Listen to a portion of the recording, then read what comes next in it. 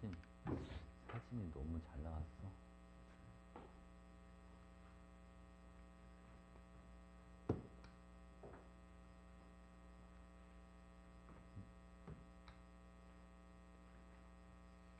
마지막 페이지.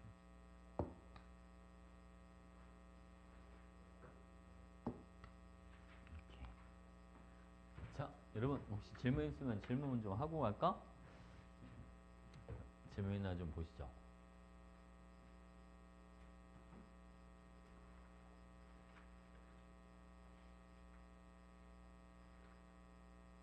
이번에 어딨지?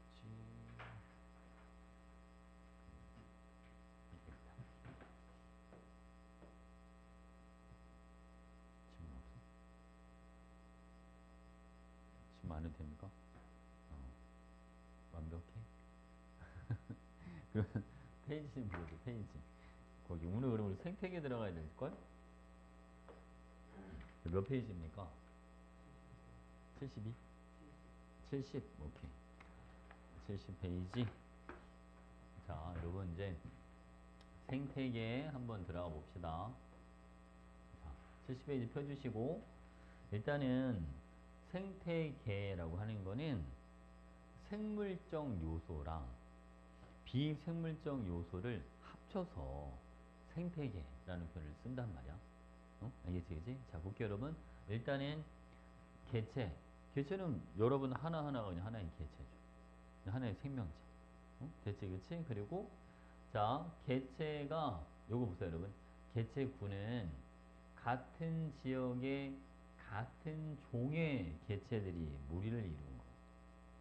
만약 여기 둔산동이야, 그러면, 만약 개체군은 둔산동에 사는 사람들, 아니 둔산동에 사는 고양이들, 뭐 강아지들, 뭐 이런 게 다 개체군 이렇게 들어가는 거야. 자, 알겠지, 그치? 그리고 자, 군집은 여러 개의 개체군을 합친 게 군집. 그러니까 개체군은 인간이면 인간, 강아지면 강아지. 이게 따로따로라면 군집은 같은 지역에 살고 있는 모든 생물들이랑 통틀어서 그걸 이제 군집 이렇게 불러주는 거야. 괜찮지? 그러니까 여기 군집은 요거는 말 그대로 이제 생물적 요소 이렇게 들어가는 거고, 여기 생태계 보면 지금 따로 돼 있지는 않지만 주변 환경들이 있잖아요. 그러니까 주변 환경에 들어가는 게 이런 거 있잖아. 뭐 공기, 물, 토양, 막 이런 것들, 알겠지? 이런 게 다 주변 환경 이렇게 들어가는 거. 응? 대체겠지? 그러니까 군집과 주변 환경을 합쳐서 뭐라고 불러준다? 생태계. 응? 이렇게, 그지? 근데 우리 앞에서 그 생태계 다양성이라고 사실은 공부를 했었어. 기억나? 예를 들면 뭐 숲이 될 수도 있고 생태계가.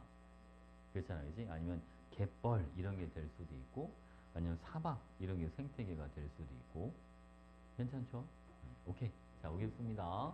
먼저 여러분, 자, 생물적 요소를 한번 보자고요. 생산자, 소비자, 분해자. 이게 뭔지 알겠지? 생산자는 뭐를 할 수 있는 애들? 광합성을 할 수 있는 애들. 요 생산자를 이렇게 표현하게 돼요, 여러분.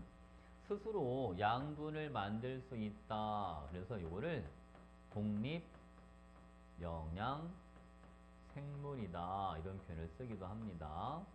독립 영양 생물이다. 됐죠? 여러분도 이제 한 앞으로 한 3년 있으면 독립해야죠. 자, 그 다음 볼게요, 여러분. 소비자는 스스로 양분을 만들지는 못해서 다른 걸 먹어야지만 살 수 있는 애들이야. 그러니까 이거는 자, 종속 영양 생물 이런 표현을 쓰기도 합니다. 종속 영양 생물이다. 스스로 양분을 만들지는 못한다. 대부분 이제 동물들이다라고 봐주면 돼요. 소비자는. 응? 이게지, 그치? 그리고 이제 분해자는 요거는 뭐 버섯, 세균, 뭐 곰팡이 이런 애들이 이제 분해자가 되는 거죠, 그지? 식물의 사체, 아니 동물의 사체 이런 거 이제 분해해서 에너지를 얻는 애들. 버섯이 어디에서 자라는지를 알잖아. 그지? 보통 나무 같은데, 특히 이제 죽은 나무 같은데 잘 자라. 그지? 괜찮죠, 여러분? 자, 볼게요. 이번에는 여기 봐봐요. 비생물적 요소에는 빛, 온도, 물, 토양, 공기 이런 게 비생물 요소에 들어가요. 근데 여러분 상식적으로 생물은 당연히 뭐에 영향을 받겠죠? 비생물적 요소의 영향을 받을 수밖에 없죠. 빛의 영향을 받을 수밖에 없고 온도의 영향도 받을 거고 당연히 물의 영향도 받을 거고. 알겠지, 그치? 그래서 우리가 봐봐, 여러분. 자, 여기는 환경적 요소들이, 즉 환경이 생물에게 영향을 미치는 거를 이런 표현을 쓰기도 해요, 여러분. 작용이라고 합니다. 작용. 알겠지? 그리고 생물 요소가 비생물 요소에 자, 영향을 주는 거는 요거는 반작용이라는 표현을 씁니다. 작용과 반작용. 이제 작용의 예를 이제 하나씩 한번 쭉 한번 알아보도록 할 겁니다, 여러분. 이거 뭐 그렇게 어렵진 않아요. 자, 여기 한번 볼까, 여러분? 먼저 첫 번째 여기는 뭐냐면, 자, 빛이 생물에게 영향을 미치는 걸 한번 알아보자는 거예요. 먼저 여러분, 빛의 세기에 대해서 한번 알아보겠습니다. 자, 우리가 식물을 보면 양엽식물이라고 하는 게 있고, 음엽식물 또는 양지식물이다, 음지식물이다 라는 표현을 쓰기도 해요.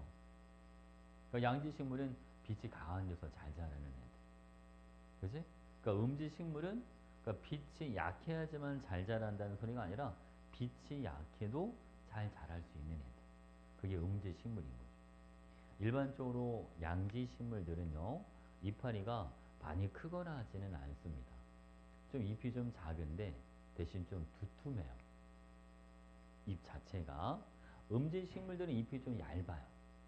얇은 대신 좀 넓습니다.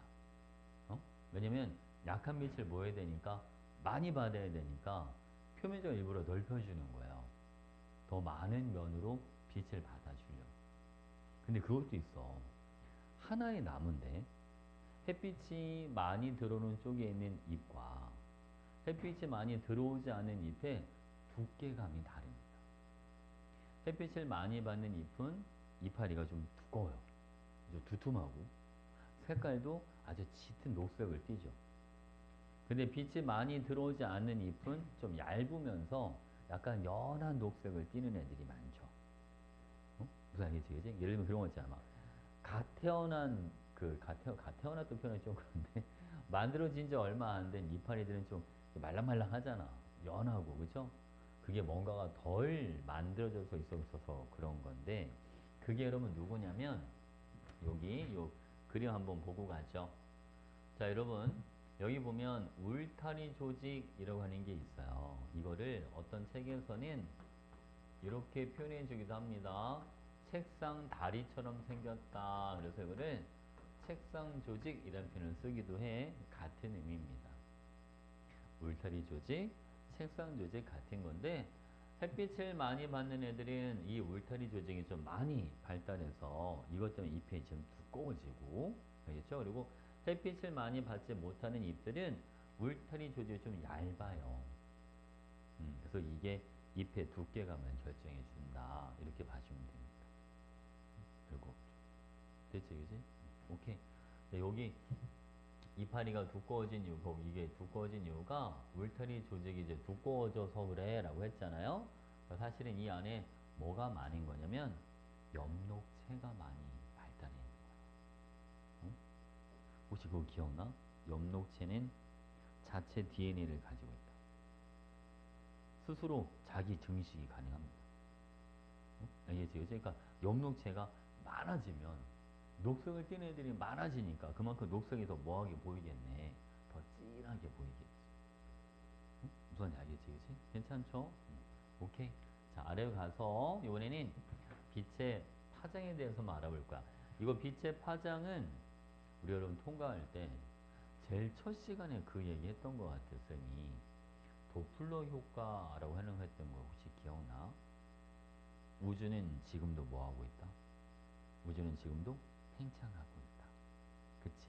그래서 지구 밖에 있는 별들을 관측을 해보면 어떤 현상이 나타난다 라고 했었어요? 적색 편의 현상이 나타난다. 그러니까 적색 편의가 나타난다는 건 파장이 점점 뭐해지고 있는 거다? 길어지고 있는 거다. 알겠지, 그지? 만약에 어떤 물체가 자, 지구로 다가온다라고 한다면 이때는 파장이 더 길어지는 게 아니라 파장이 짧아진다.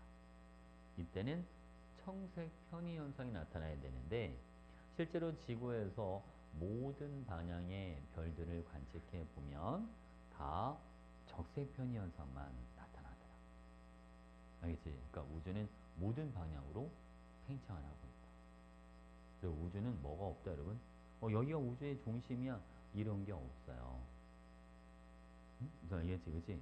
만약 어딘가의 중심이 결정이 되어 있다면 어디는 멀어지고 어디는 가까워지고 이런 게 있어야 되잖아, 그죠? 근데 그런 게 없단 말이야. 다 멀어지기만 한단 말이죠. 그러니까 우주는 특별한 중심이 있는 게 아니다. 응? 괜찮지, 그치? 자, 여기서 하고 싶은 얘기는 이거 여러분. 우리가 자, 빛이라고 하는 게 이제 가시광선이라고 하는 게 있어요. 식물은 자, 뭐를 할 때, 강합성을 할 때 이 가시광선을 써먹는 거야. 알겠지? 그러니까 모든 빛을 다 흡수하지는 못해, 여러분. 이 가시광선을 써먹는데 이 가시광선은 말 그대로 가시, 우리 눈으로 볼 수 있는 빛이다. 그리고 얘는 색깔이 빨주노초 파남보 이렇게 들어가지 않습니까? 그러면 빨간색은 에너지가 뭐한 애들이고 작은 애들이. 파란색은 에너지가 뭐한 애들이다? 얘는 에너지가 큰 애들이다. 자, 예를 들어서 봐봐 여러분. 자, 여기서 빨간색 이쪽에 써볼까요? 빨간색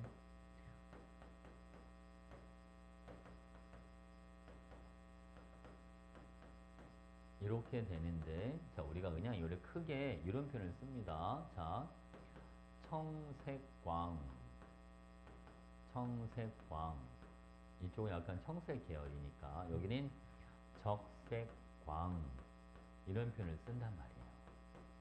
응? 그래서 청색광엔 요거는 에너지가 크다 이렇게 들어가는 거고 자 파장은 람다 표현하잖아요. 파장은 짧다. 자 적색광 요거는 에너지가 뭐하고 에너지가 작고 파장 요게 뭐하다 여러분 요게 길다 라는 표현을 쓰는 거예요. 응? 됐지 그치? 그럼 이제 이 햇빛이 어디에 들어갈 때 이제 바닷속에 이제 들어간다고 가정해 보면 요게 이제 바닷물이 이렇게 있다고 가정해 봅시다. 빨간색은 에너지가 작고 파장이 길다 보니까 많이 들어가지를 못해요. 응? 알겠지 그치? 근데 자 청색광은 파장이 짧고 에너지가 크니까 얘는 깊은 데까지도 들어갈 수가 있어요. 그래서 자 우리 해조류들 있잖아요. 그죠? 해조류 중에 자 이렇게 해조류가 있으면 여기 얕은 데 사는 해조류들이 있고 좀 깊은 데 사는 해조류들이 이렇게 있을 거 아닙니까?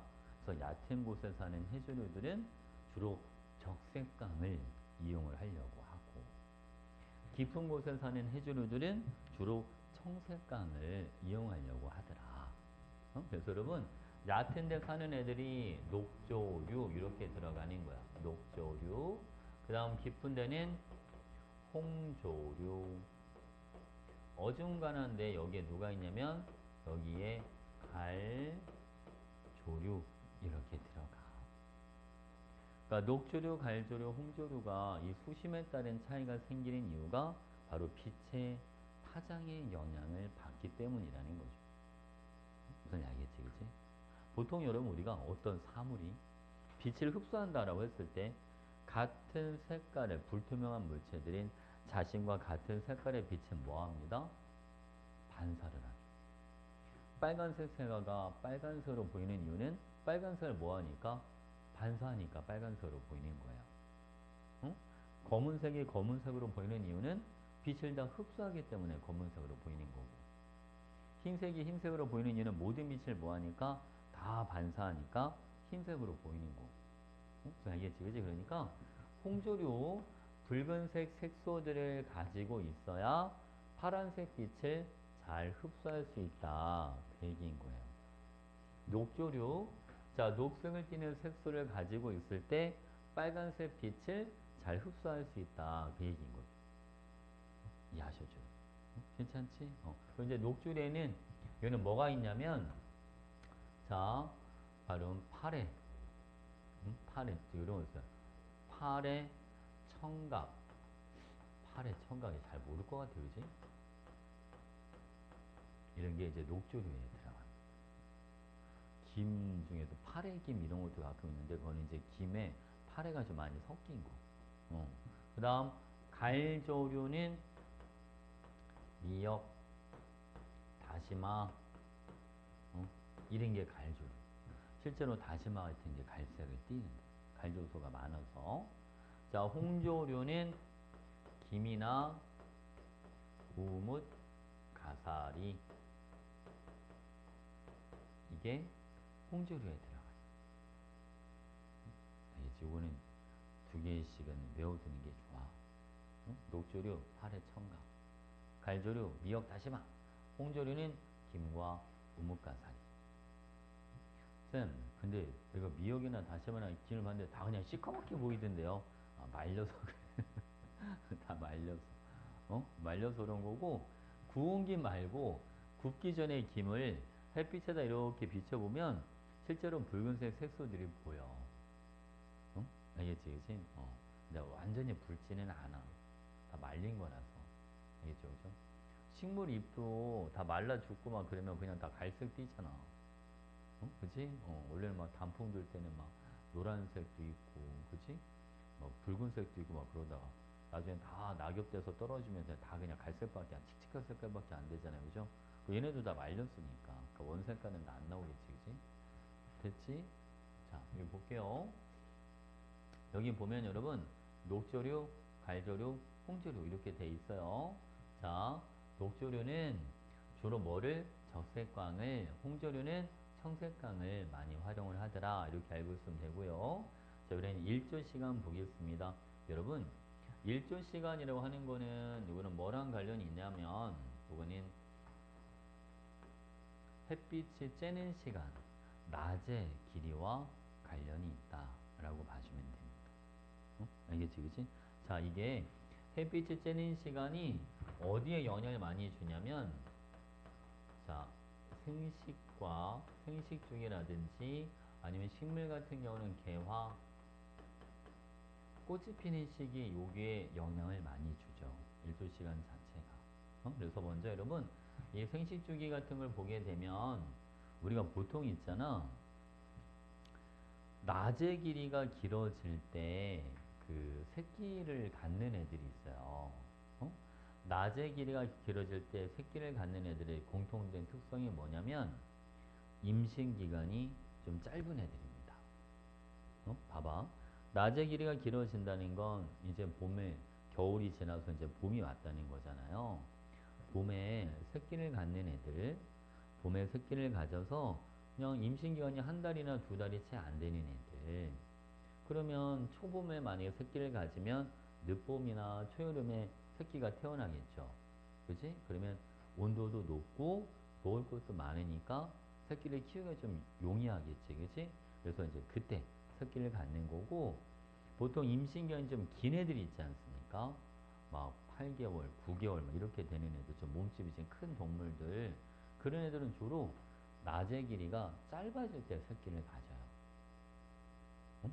그래서 가을에 새끼를 가져. 그래야 그 이듬해 봄에 새끼가 태어났을 때 새끼를 키우기가 좋으니까.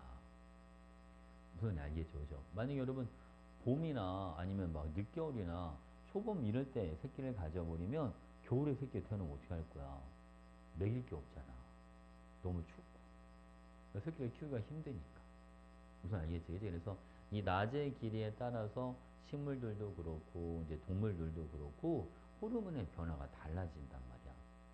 무슨 알겠지, 그지? 자, 그다음 또 한 가지 발음은 이 개화도 봄에 꽃이 피는 애들은 대부분 어떤 애들이냐면 열매를 맺는 애들이 봄에 꽃을 많이 피워요. 봄에 꽃을 피워서 수분도 하고, 그지? 그래야지 나중에 이제 꽃 떨어지고 이제 열매들 키우고 해서 가을에 또 열매가 생기고 막 이럴 테니까. 그렇잖아요. 그지? 근데 굳이 열매를 만들지 않는 애들은 일찍 꽃이 필 이유가 없죠. 어? 그래서 국화꽃 같은 거 봐. 국화꽃이 열매를 맺을 이유가 없지 않습니까?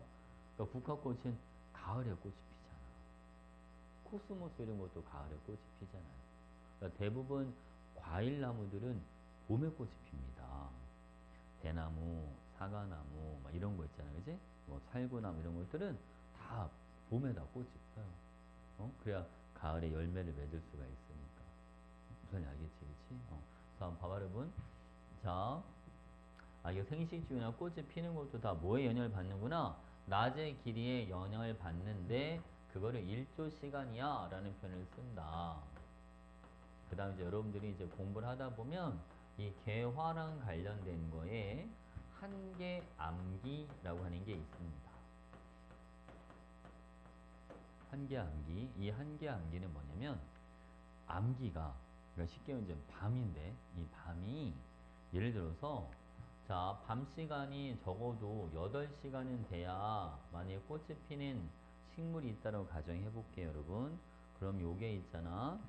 그냥 4시간 좀 쉬었다가 4시간 하필 6시간 안 됩니다. 지속적인 암기가 8시간이 지속이 되어야지만 꽃이 피는 애들입니다.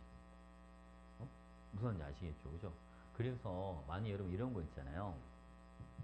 내가 만약에 그 8시간 동안 원래 한계 암기가 지속된 암기가 진행이 돼야지 이제 꽃이 이제 피는 애들이 있다라고 가정을 해봐. 그러면 얘는 만약에 중간에 빛이 들어가잖아요. 그러면 꽃이 안 펴요. 한 4시간 지난 뒤에 막 아주 강력한 빛이 막 쬐어진다 예를 들어서 그러면 원래 꽃이 피어야 되는데 꽃이 안 핍니다. 무슨 알겠지, 그치? 그럼 이제 그 반대도 가능해요. 예를 들어서 낮의 길이가 충분히 길어야 되고 만약 한기암기가 좀 모여야지만 좀 짧아야지만 좀 꽃이 피는 애들이 있다고 가정해봐 여러분. 알겠죠? 그러면 우리가 겨울에는 만약 뭐 해가 한 오후 6시에 떨어졌어. 자, 오후 6시 18시에 떨어져서 아침에 다음날 아침 만약 06시에 몇 시야? 여기 해가 다시 뜬다고 가정해 봅시다. 그럼 여러분 이게 몇 시간 동안 깜깜한 밤이 지속이 되는 거야? 이게 12시간 동안 밤이 지속이 되는 거야. 근데 만약 내가 예를 들어서 비닐하우스에 어떤 야채라든지 이런 걸 좀 재배를 좀 하고 싶은데 밤이 너무 길면 야채들이 자라지를 않아. 무슨 알겠지, 그치? 얘를 키울 수가 없어. 꽃이 막 피지도 않고 막 이래. 예를 들면 딸기 같은 거 내가 이제 키우고 싶은데 딸기가 한겨울에 그냥 온도만 맞는다고 하는 게 아니라 이 낮의 길이 이런 것도 영향을 받는단 말이야. 그럼 어떻게 하느냐? 밤에 중간에 전등불을 켜. 시간 타이머를 맞춰서 한 30분 정도 불을 켜놔. 그럼 얘네가 착각을 해. 봄인가? 착각을 해. 무슨 알겠죠, 그죠? 이게 중간에 밤을 끊어주면, 깜깜한 이 암기를 끊어주면, 낮의 길이가 갑자기 길어졌나 봐. 밤이 좀 짧아지고, 이렇게 착각을 하기 시작을 하는 거예요. 그렇게 해서 인위적으로 꽃을 피우게 만들 수가 있어. 무슨 알겠지, 그치? 오케이? 자, 여기 한번 볼게요, 여러분. 자, 여기 보겠습니다. 일조 시간인 동물의 생식주기나 식물의 개화 시기에 영향을 줍니다. 그게 왜? 여러분, 여기 여러분들은 안 써있겠지만, 이게 호르몬 분비에 영향을 주기 때문이다. 이렇게 알고 있으면 됩니다. 시금치나 상추는 봄이나 여름에 꽃이 피고, 코스모스나 나팔꽃은 일조시는 짧아지는 가을에 꽃이 핀다라고 되어 있는데, 이런 것도 알고 있으면 좋죠, 여러분. 여기 보면 요거 봐봐. 깨꼬리나 종달새 봄에 번식한다. 쟤네는 새들은 임신기간이 되게 짧아요. 그치? 알을 낳았을 때 그리 알이 부화하는데 시간이 이렇게 오래 걸리지 않지 않습니까? 근데 송어는 좀 그렇다 치고 노루 같은 경우는 얘는 몸집이 좀 있잖아요. 얘는 임신기간이 좀 길죠. 이런 애들은 주로 가을에 새끼를 갖는다. 됐지? 오케이. 뒤로 넘어가 보겠습니다. 자, 이번엔 온도와 생물입니다. 자, 온도.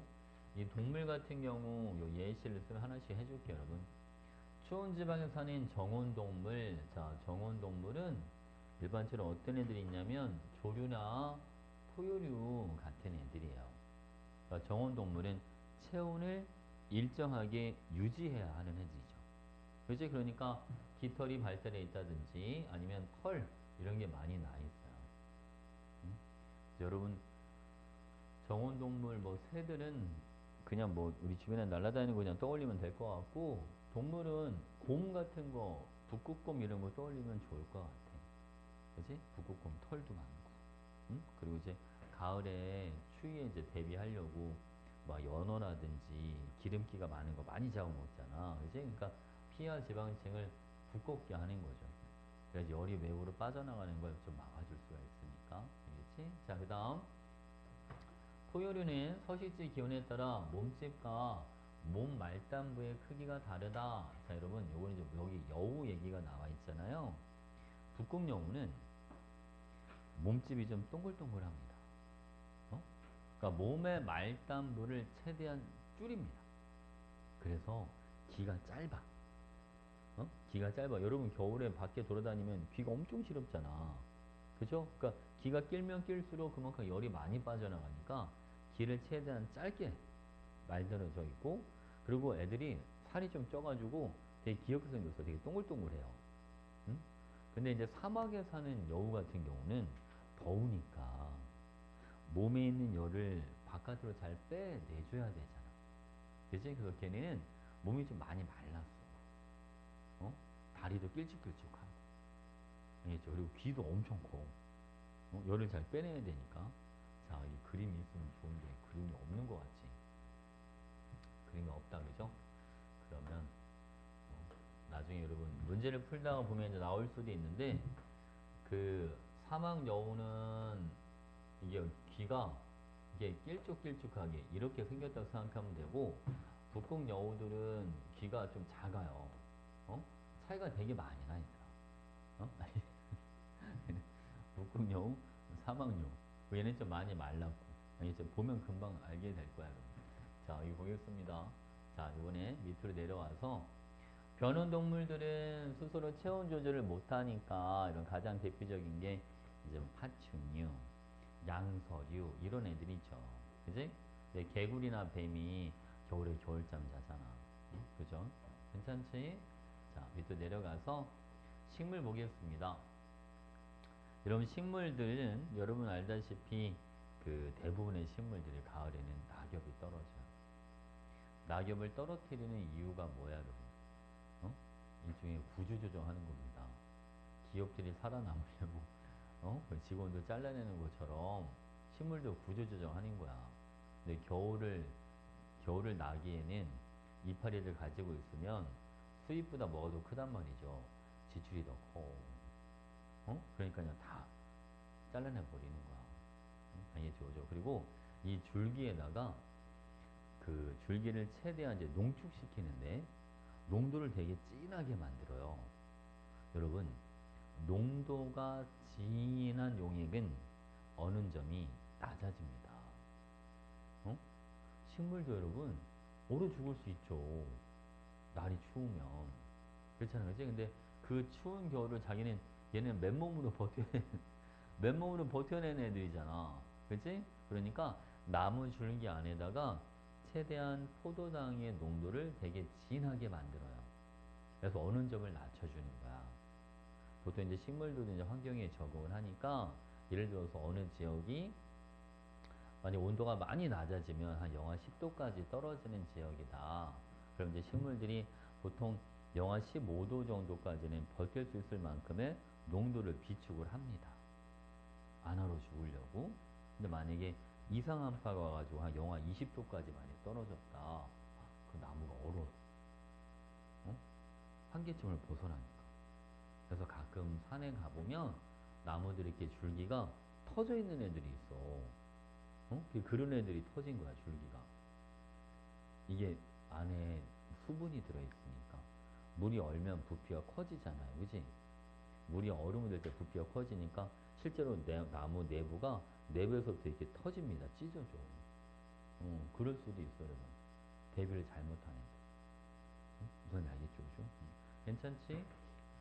자, 그 다음 요 밑으로 내려가서 이제 물과 생물 보겠습니다. 동물은 예전에 선생님이 그 얘기 한번 해줬던 것 같은데, 어? 그 물에 사는 동물들과 육지에 사는 동물들의 그제 이제 뭐가 달라졌냐면 알을 낳는 방식이 달라졌다. 물속에 사는 어류나 이런 양서류 같은 애들인 그죠? 알의 크기가 되게 작아요. 크기가 작고 되게 많은 양을 낳죠.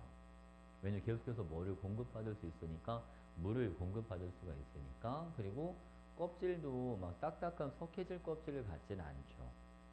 젤라틴처럼 이렇게 말랑말랑한 껍질 성분을 갖지 않습니까? 근데 파충류가 되면서 육지에다 알을 낳기 시작하니까 수분을 공급받을 수가 없어서 알 크기도 커지게 되고 껍질도 더 두꺼워지게 된다. 알겠지, 그치? 괜찮죠? 자, 볼게요, 여러분.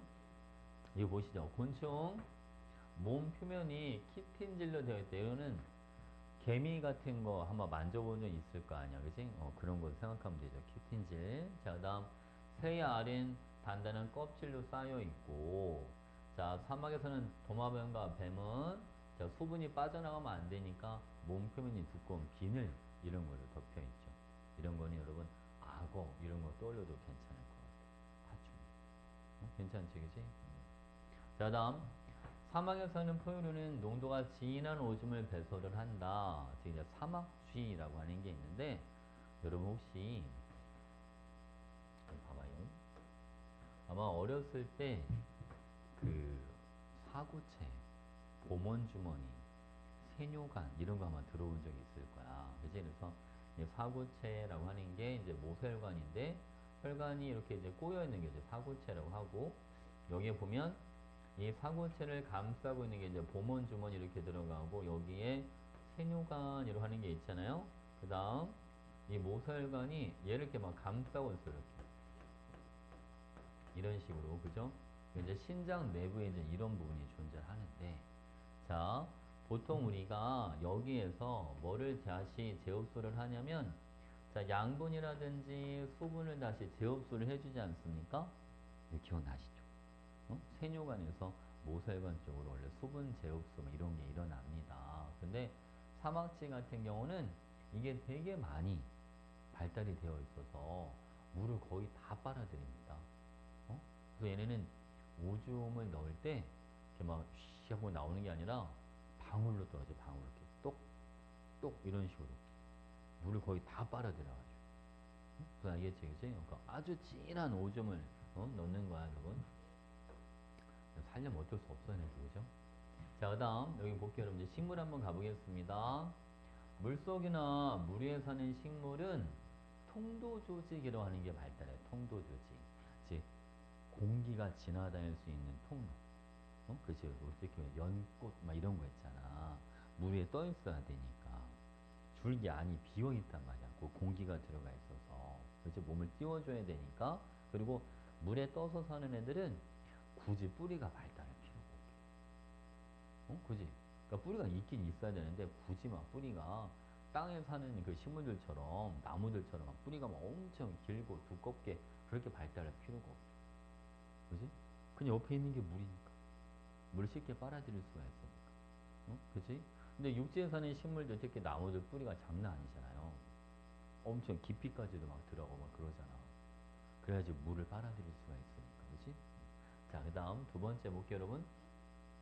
건조한 곳에 사는 식물들은 자, 이 선인장 떠올리면 될 것 같아. 잎의 면적이 작거나 가시로 변형이 되어 있다. 수분 날아가는 걸 막아줘야 되니까. 괜찮죠, 그죠? 됐지? 그 얘네는 저수 조직, 물을 저장하는 걸 저수 조직이라고 그래. 저수 조직이 발달이 되어 있다. 우리가 뭐 사마의 관리는 나중에 있을지는 모르겠지만 정말 먹을 거 없으면 선인장이라도 먹어야죠. 없잖아, 그지? 자, 여기 볼게요, 여러분. 자, 토양과 생물. 자, 토양은 수많은 생물의 서식지입니다. 이걸 한번 읽어보면 될 것 같아요. 여기 여러분들 이거 안 써있겠다, 그치? 여기 빨간색으로 뭐라고 써있냐면, 호기성 세균이라고 하는 게 있고, 혐기성 세균이라고 하는 게 있거든? 호기성은 산소를 좋아하는 애들. 혐기성은 산소를 안 좋아하는 애들. 그러니까 호기성 세균은 유기물을 분해할 때 산소를 많이 쓰는 애들이다 라고 봐주면 되고, 혐기성 세균은 유기물을 분해할 때 산소 없이도 유기물을 분해하는 애들이다 라고 봐주면 되거든요. 그래서 보통 호기성 세균은 토양에서 약간 위쪽에, 위쪽에 있는 애들이다 봐주면 되고, 혐기성 좀 아래쪽에 있는 애들이 혐기성 세균이다 라고 봐주면 돼요. 호기성 세균처럼 산소를 가지고 유기물을 분해하면 거의 완전한 분해가 이루어질 가능성이 크기 때문에 중간 물질이 잘 안 만들어져서 냄새가 잘 안 나요. 근데 혐기성 세균들은 중간 물질을 만들어내죠. 그래서 이상한 냄새 같은 게 많이 나요. 썩는 냄새 이런 거 나는 거. 혐기성 세균 같은 경우는 완벽한 분해가 안 되니까. 자, 얘는 공기와 생물 보겠습니다. 요거는 뭐 동물이건 식물이건 숨을 쉬려면 산소가 필요하다. 그지? 호흡할 때는 CO2를 내뱉는다. 산소가 없으면 당연히 살기 힘들겠지. 그지? 괜찮죠? 자, 보겠습니다. 이제 개념 쏙쏙 가볼게요. 자, 1번. 자, 일정 지역에 같은 종의 개체들이 모인 거는 이거는 군집이 아니라 개체군이라고 해줘야 되고요. 자, 군집을 이루는 각 개체군이 다른 개체군 및 환경과 영향을 주고받으며 살아가는 체계를 생태계 맞습니다. 괜찮아요. 분해자는 다른 생물의 배설물이나 죽은 생물을 분해해서 양분을 얻는 거, 이것도 맞는 표현이고, 식물성 플랑크톤은 생산자가 맞아요. 강합성을 할 수 있으니까. 근데 동물 플랑크톤은 생산자가 아닙니다. 강합성을 못하니까. 스스로 양분을 못 만들어내니까. 알겠죠? 자, 다음 빛, 온도, 물, 토양, 공기는 비생물 요소에 해당하는 거. 네, 맞습니다. 자, 2번. 한 식물에서도 강한 빛을 받는 잎이 약한 빛을 받는 잎보다 두껍다라고 되어 있습니다. 이거는 빛의 세기죠. 그죠? 빛의 세기. 겨울인 겨울이 되면 땅속에서 겨울잠을 잔다. 이거는 온도. 자, 다음 쇠 알인 단단한 껍질로 쌓여 있다. 이거는 물과 관련이 있고, 고산지대에 사는 사람은 평지에 사는 사람보다 혈액 속에 적혈구의 수가 많다. 이거는 공기와 관련이 있죠. 그지? 산소 농도가 적으니까 산소를 많이 받아들이려면, 그지? 적혈구가 많아야 됩니다. 됐지? 오케이. 자, 생태계 이건 다 했어. 이번에는 여러분 이제 먹이 관계에 대해서 한번 알아보겠습니다. 아유, 먹이 사슬 이거는 그 초등학교 때 배우는 거 아니야?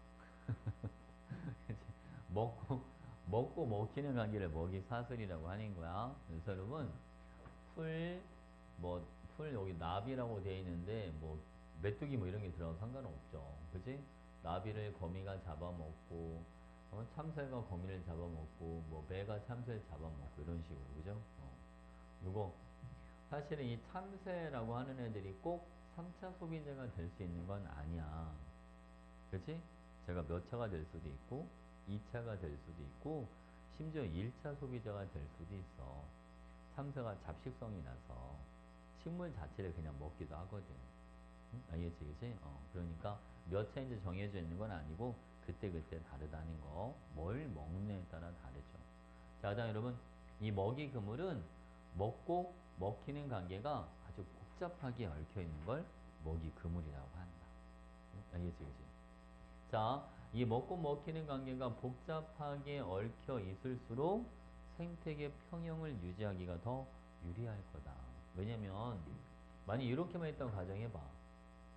내가 농약을 뿌려가지고 아이고 농약을 뿌려서 여러분 나비랑 거미가 다 죽었어. 그러면 참새가 먹을 게 없으니까 뭐 풀 좀 뜯어먹고 어디서 버티긴 하겠지만 시간 지나면 이거 다 죽어. 풀만 남겠네. 풀만. 그지? 무슨 알겠죠? 그러니까 생태계가 되게 쉽게 파괴될 수가 있겠지. 그러니까 생태계가 안정적으로 유지가 되주려면 이렇게 먹고 먹히는 관계가 좀 다양하게 있을 때 생태계 평형 유지가 더 유리할 것이다. 괜찮지, 그지? 자, 보겠습니다. 이거 에너지 흐름은 여러분 요거는 시험에 나올 때 여러분들이 뭐를 알고 있으면 되냐면 자, 에너지 흐름. 자, 예를 들어서 여기 생산자가 있다고 쳐봐. 다음 이제 1차 소비자가 있고 저희는 2차 소비자가 있다라고 가정해 보겠습니다. 자, 여러분 생산자가 가지고 있는 에너지를 쌤 임의대로 만약에 1000만큼 가지고 있다라고 가정해 볼게요. 어? 그러면 1차 소비자에게 넘어가는 게 다 넘어갈 수는 없어. 한 100 정도 넘어간다. 응? 알겠지, 그지? 쌤 나머지는요, 왜냐면 생산자들도 아니, 자기도 먹고 살아야 되니까. 어? 자기도 자기 몸집을 키우는 데 쓸 거고, 얘도 뭐를 하니까, 호흡을 하니까, 그치? 그러면 에너지가 외부로 빠져나가는 게 생기는데, 내부로 빠져나가는 건 뭐의 형태로 빠져나간다? 열 에너지 형태로 빠져나가는 거야. 우리는 지금도 열 에너지 형태로 우리가 가진 에너지가 빠져나가고 있어. 아마 에너지는 현재는 쌤이 제일 많이 나오긴 할 것 같아, 그지? 계속 떠드니까. 계속 떠드니까 지금 나간 에너지가 제일 많겠죠, 그지? 자, 볼게요, 여러분. 자, 그 다음에 여기도 마찬가지. 여기는 한 20만큼 에너지가 이동했다라고 가정해 볼게요, 여러분. 이때도 마찬가지. 1차 소비자에서 또 외부로 빠져나가는 열 에너지 이런 게 있어. 얘도 마찬가지고. 여러분, 우리가 빠져나간 이 열 에너지 있잖아요. 이거를 우리가 다시 끌어모을 수는 없어. 알겠죠? 저 빠져나간 열 에너지를 다시 끌어와서 쓸 수 있는 방법은 없어요. 불가능합니다. 알겠죠? 그래서 여러분 이거 꼭 알고 있어야 되는 게 뭐냐면 에너지는 흐름이다. 에너지는 순환이 아니다. 생태계에서 에너지는 돌고 도는 게 아니라 그냥 한쪽에서 다른 쪽으로 흘러가기만 하는 거예요. 소비자까지 갔다가 이게 분해자를 거쳐서 다시 생산자로 돌아가고 이런 게 존재하지 않습니다. 알겠지, 그치? 에너지는 한쪽으로 흐르기만 한다. 물질은 뭐가 가능하죠? 물질은 순환이 가능합니다. 물질은 돌고 돌죠. 그렇잖아요, 그치? 근데 에너지는 돌고 도는 게 아니다. 한쪽으로 흐르기만 한다는 거 잊지 마시고. 자, 그 다음 여러분 에너지 효율이라고 하는 게 있는데 이 에너지 효율은 자, 나오는 학교도 있고 안 나오는 학교도 있긴 한데 알고 있는 게 좋아요. 자, 에너지 효율은 여러분 자, 전 단계 에너지량 분의 현 단계 에너지량 곱하기 100 이거를 에너지 효율이라고 하는 거예요. 그래서 자, 1차 소비자의 에너지 효율을 구해봐라 라고 하면 이거는 1000분의 100 곱하기 100이 되십니다. 그러니까 이는 몇 프로가 되는 거예요? 1차 소비자 에너지 효율은 10% 이런 식으로 됩니다. 자, 2차 소비자 에너지 효율은 전 단계가 100이잖아요. 그러니까 100분의 20 곱하기 100이니까 2차 소비자 에너지 효율은 20% 이런 식으로 됩니다. 일반적으로 에너지 효율은 상위 영양 단계로 갈수록 증가한다. 알겠지, 그치? 에너지는 한쪽으로 흐르기만 하는 거고 에너지 효율은 상위 영양 단계로 올라갈수록 증가하더라. 이렇게 알고 있으면 됩니다. 됐지? 오케이. 진우가 오늘 좀 많이 피곤하네. 자, 됐죠? 진우 어제 뭐 했어? 어디 갔다 왔어? 물질은 순환이 가능하다는 거 잊지 마시고. 자, 여러분 우리가 생태계 피라미드라고 하는 게 있어. 생태계 피라미드.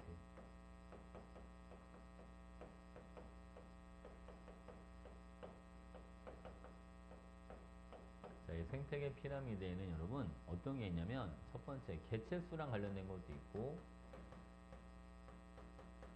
다음 자, 생물량과 관련된 것도 있고 그리고 에너지랑 관련된 것도 있어요.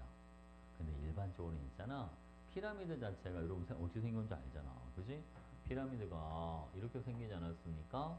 그러니까 하위 영양 단계가 크고 위로 올라갈수록 점점 뭐하더라? 작아지더라. 응? 알겠지? 그치? 그러니까 개체수도 상위 영양 단계로 해서 점점 일반적으로 줄어들고 생물량도 위로 올라갈수록 작아지고 에너지량도 위로 올라갈수록 작아지더라. 응? 실제로 여러분 봐봐. 막 포식자 같은 호랑 개체수가 많지는 않잖아. 사자 이런 애들도 그지? 어? 근데 예를 들면 막 초원이다라고 생각해주면 풀 많잖아. 그죠? 일정 소비자에 해당하는 애들 막 사슴이라든지 이런 애들은 좀 수가 좀 많지 않습니까? 위로 올라갈수록 개체수가 줄죠. 괜찮지? 우선 알겠죠? 자, 일반적으로 발음은 이 그래프를 한번 보시면 생태 피라미드, 에너지 피라미드, 개체수 피라미드, 생체는 이게 이제 생물량이라고 하는 건데 위로 갈수록 대체적으로 뭐 한다? 더 줄어든다. 괜찮죠? 오케이. 이게 가끔 가다가 이게 예외적인 데가 한 군데가 있긴 해, 여러분. 응? 어떤 게 예외냐면 해양계 같은 경우는 이 생체량, 즉 생물량 피라미드가 조금 예외적으로 나타납니다. 오히려 생산자가 적고 소비자가 더 많아. 그게 말이 됩니까? 근데 그게 해양 생태계는 그게 말이 될 수가 있습니다. 해양 생태는 이게 왜 그렇게 될 수 있냐면 여러분들 뭐 쌤도 나도 뭐 직접 가서 내가 물고기를 잡아본 건 아니긴 한데 여러분 그런 거 한번 본 적이 있을 거야. 그 어선이나 그지? 이제 물고기 잡시는 분들이 배 타고 나가서 이제 그물 쳐놓고 이제 기다리든가, 그지? 아니면 이제 원양어선 같은 경우는 먼 바다까지 가가지고 그물 쳐서 물고기 잡고 하잖아, 그지? 아니, 왜 그냥 가까운 데서 잡지? 왜 이렇게 멀리까지 나갈까, 그죠? 자, 그 이유가 여러분, 물고기들이, 물론, 가까운 근해 바다에서 그냥 사는 애들도 있어. 마치 새들이 텃새가 있고, 그지? 그런 것처럼. 새도 텃새가 있고, 철새가 있잖아요. 그지? 철새들은 기후에 따라 왔다 갔다 계속 날아다니고 그러잖아. 근데 대부분의 물고기들은 그 지역에서 사는 애들보다는 바다를 계속 돌아다녀. 어? 여러분, 철새들이 왜 날아다니는 거야? 자기한테 맞는 기온과 자기한테 먹는 먹이거리 있는 걸 찾아다니는 거잖아요. 그지? 물고기들도 마찬가지야. 물고기들이 먹이를 찾아서 계속 돌아다니는 거야. 계속 떠돌아다니는 거죠. 먹을 걸 찾아서. 그러니까 뭘 먹으려고 다니는 거냐면 플랑크톤. 플랑크톤이 기본적인 먹이가 돼주는 거니까. 근데 이 플랑크톤이 잘 자라려면 수온이 적당해야 되고 영양, 염려 이런 것도 좀 풍족해야 되지 않습니까? 근데 가장 기본적인 게 수온과 햇빛이에요. 근데 봐봐. 지구가 둥글다 보니, 그죠? 계절에 따라서 수온이 적절하고 햇빛이 적절하게 드는 바다가 수시로 달라지겠죠. 그렇잖아, 그치? 그러니까 플랑크톤이 많아졌을 때 그거를 먹으려고 작은 물고기들이 걔네를 찾아다니고 작은 물고기가 돌아다니까 좀 더 큰 물고기는 그 작은 물고기를 잡아먹으려고 쫓아다니고 더 큰 물고기는 좀 더 큰 물고기를 잡으러 돌아다니는 거야. 그래서 막 보면 막 정어리 떼가 막 지나다니면 그 뒤로 참치떼가 막 온단 말이야. 정어리 떼 잡아먹으려고 참치들이 떼주고 다녀. 무슨 이야기죠, 그죠? 그러니까 그런 걸 찾아서 길목을 기다렸다가 그물 쳐놓고 참치 잡고 물고기 잡고 막 고등어 떼 잡고 그런 식으로 잡는 거죠. 물고기 잡을 때. 그러니까 해양 생태계는 왜 생체량보다 소비자가 이게 생체량이 더 클 수가 있냐면 생산자보다 아까 얘기했던 것처럼 한 지역의 바다를 봤을 때 그 지역의 바다에 플랑크톤이 계속 많이 있는 게 아니란 말이야. 잠깐 확 늘어났다가 금방 다 잡아먹히니까 금방 없어져. 무슨 아시겠죠? 그죠? 그래서 해양 생태계는 조금 예외적으로 나타난다. 응? 알겠지? 오케이, 오케이. 자, 여기 보겠습니다. 여러분 뒤로 가서 여기 생태계 평형을 볼게요. 자, 스라소니와 눈신토끼라고 돼 있어요. 자, 여러분, 눈신토끼는 그냥 토끼라고 생각하시면 되고, 스라소니는 본 적 있어? 어? 스라소니가 약간 고양이과기는 한데 되게 좀 특이하게 생겼어. 팔이 엄청 길어. 어? 앞다리가 되게 많이 길어. 그 스라소니는 지들끼리 싸울 때 있잖아.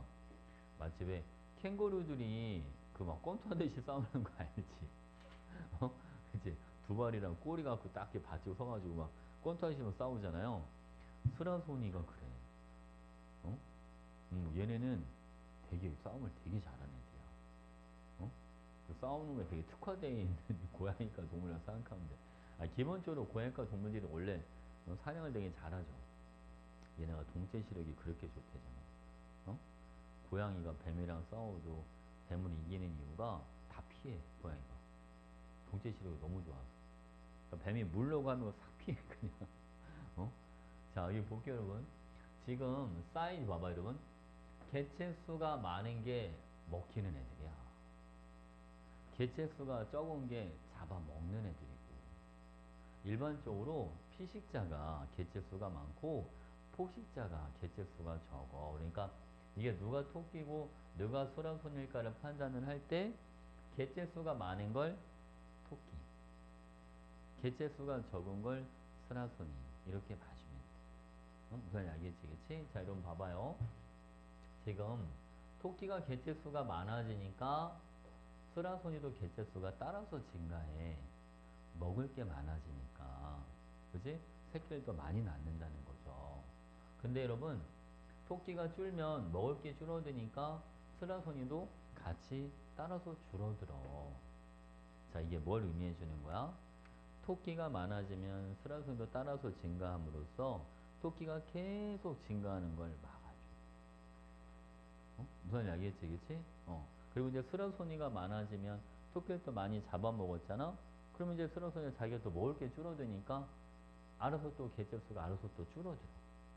그래서 개체수가 마냥 증가한다든지 마냥 감소하지는 않더라. 물론 등락폭은 있지만 전체적으로 보면 어느 정도의 개체수를 유지를 한다는 거야. 알겠죠? 그죠? 그래서 먹고 먹히는 관계를 가지고 개체수를 큰 틀에서 보면 어느 정도는 유지를 해준다.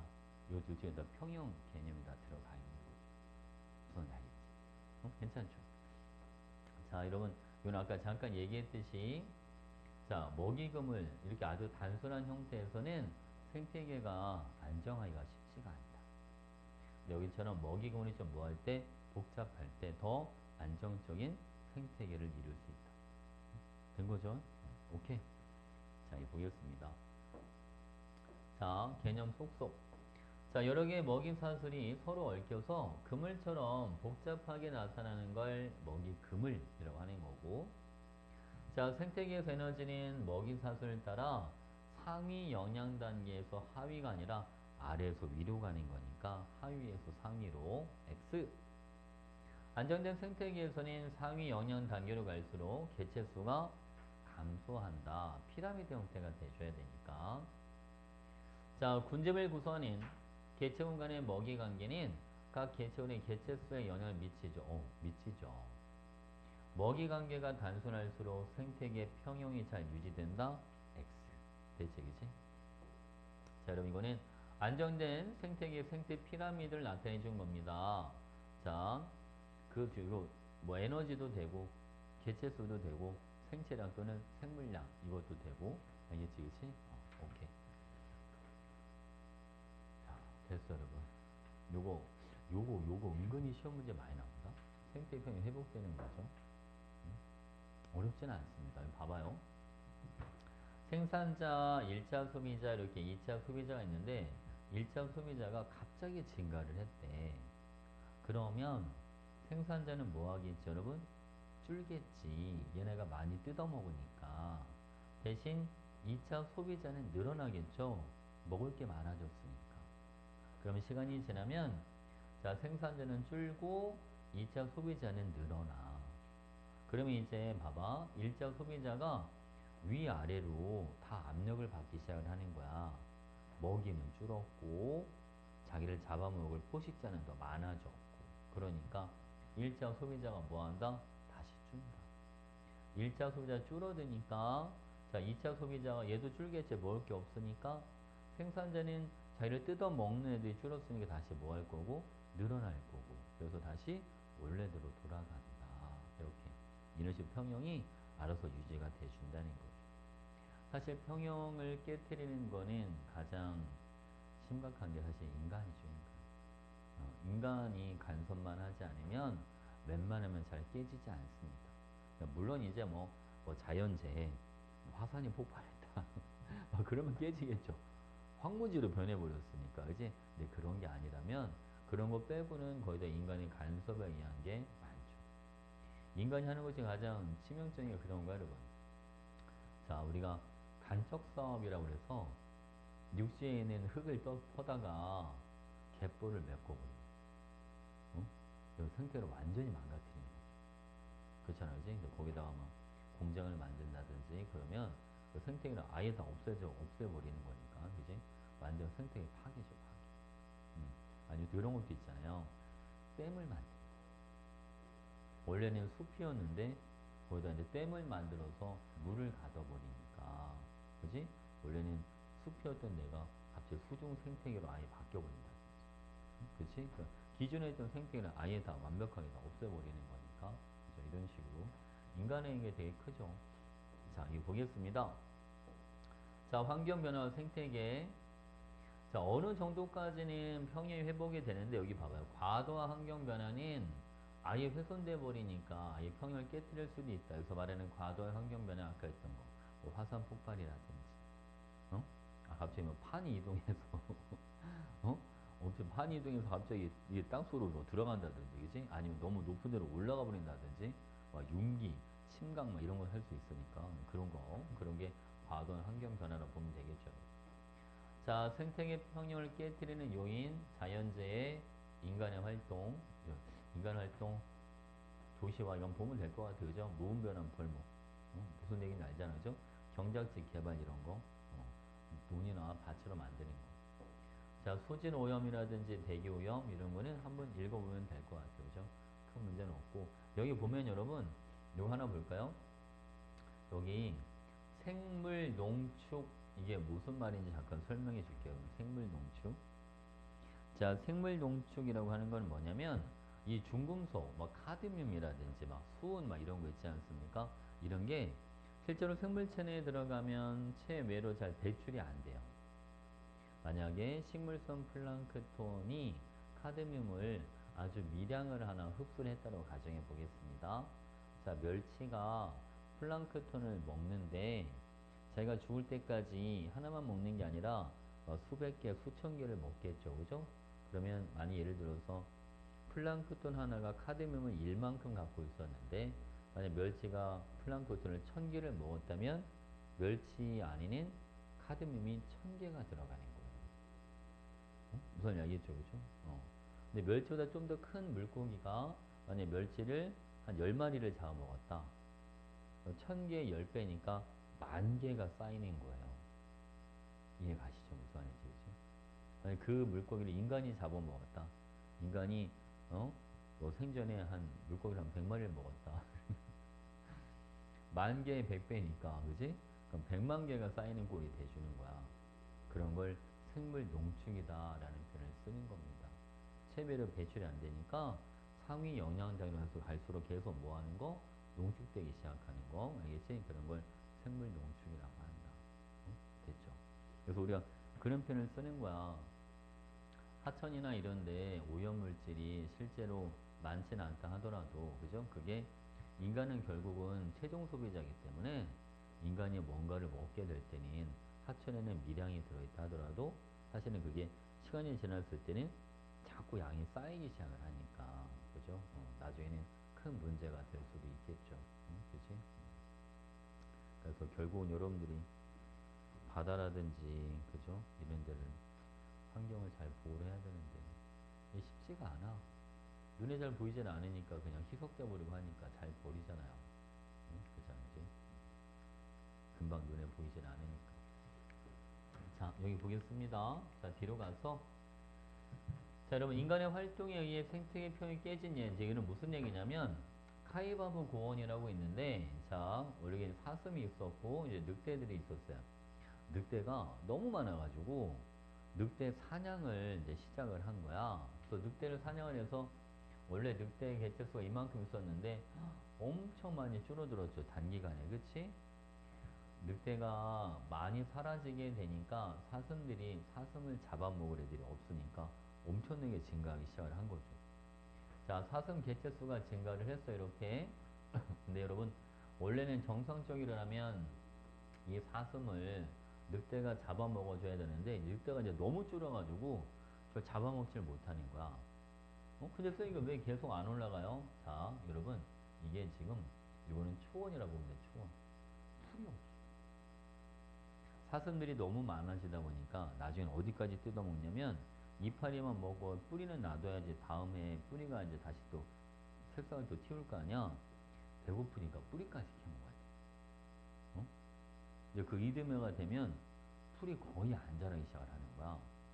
그래서 원래 사슴 개체수가 오히려 늑대 있을 때보다도 늑대가 없을 때가 더 적어지는 일이 생긴다는 거야. 이게 평형이 깨진 예가 되죠. 무슨 이야기죠? 그래서 결국은 인간이 간섭을 하지 않는 게 제일 낫다. 알겠죠? 그치? 그 얘기입니다. 자, 이거 볼게요.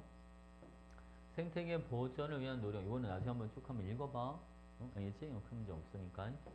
자, 갑니다. 개념 쏙쏙. 자, 이 생태계에서 1차 소비자의 개체수가 일시적으로 증가한 뒤 시간이 경과하면서 생태계 평형이 회복되는 과정을 한번 찾아보자 라고 되어 있습니다. 일단 여러분 기억이 제일 먼저고요. 자, 그 다음에 디귿, 그 다음에 니은 이렇게 들어가면 되죠. 그지? 기억, 디귿, 니은. 자, 4번 문제 보겠습니다. 과도한 환경 변화는 생물의 서식지를 훼손하고 먹이 관계를 파괴해서 생태계 평형을 깨뜨릴 수가 있다. 그렇다. 그죠? 자연재해나 환경 변화로는 생태계 평형이 깨지지 않는다. 깨집니다. 뭐 화산 활동 이런 거 떠올리면 되니까. 자, 생태계 평형이 깨져도 인간의 뇌로 쉽게 평형을 회복할 수 있다. 되게 힘들어요. 그럼 우리나라 여우랑, 그죠? 여우라든지 아니면 곰, 반달곰 이런 거 회복하기 위해서 엄청난 오랜 시간 동안 투자하잖아, 그죠? 그런데도 그렇게 개체수가 쉽게 늘어나질 않습니다. 그죠? 자, 다음 5번.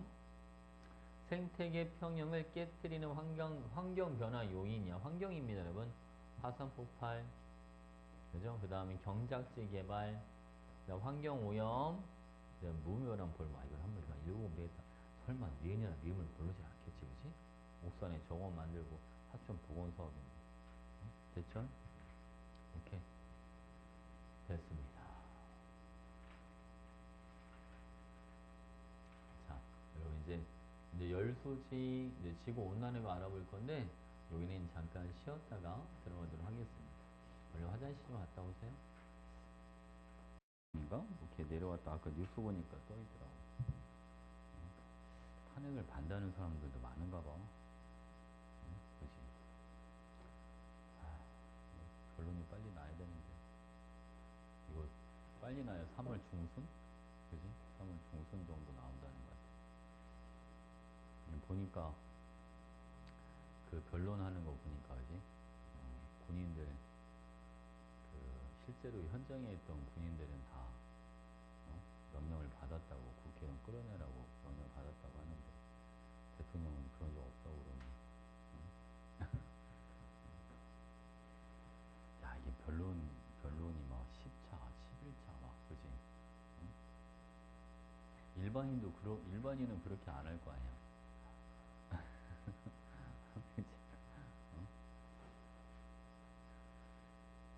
나중에, 만약 대통령 선거하게 되면 그래도 또 엄청 시끄럽겠다. 쉽지가 않네. 정치는 다들 뭐, 옛날에도 그랬고, 다 자기 권력욕 때문에 자기 뜻과는 다르게 움직이는 사람들도 많을 거야, 그지? 본인들도 알지 않을까? 이게 좋은 건 아니라는 걸.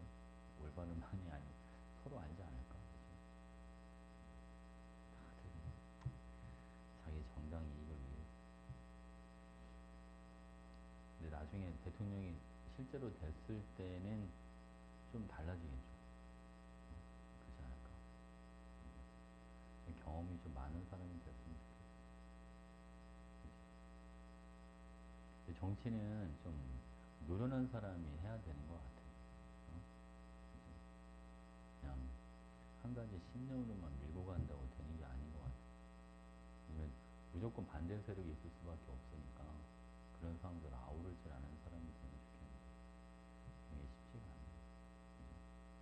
그러니까 옛날에 그나마 그래도 좀 나라가 이렇게 좀 그래도 좀 시끄럽지 않을 때를 보면 그 막 김대중 대통령이라든지 아니면 김영삼 대통령이라든지 그 완전히 막 그 정치 쪽에서 정말 오랜 세월을 있던 사람들 있잖아.